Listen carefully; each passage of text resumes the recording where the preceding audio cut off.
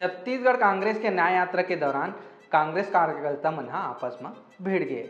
बताया जावत है कि पूर्व विधायक शकुंतला साहू के फोटो ला झंडा ले ढक दे गे रिसे, जेला देख ओकर समर्थक मन भड़क गए और मंच में लगे पोस्टर ला फाड़ दिस। वहीं ये वीडियो के वायरल होए के बाद भाजपा वाले मन कहा थे कि कांग्रेस न्याय यात्रा निकाले के ढोंग करत है। कार्यकर्ता मन अपने ही नेता के पोस्टर बैनर ला फाड़त है। आप मतलब बता देते हैं कि कांग्रेस के न्याय यात्रा के 5वां दिन यानी आज सारा गांव ले यात्रा शुरू हुई और सड्ढू में खत्म हुई।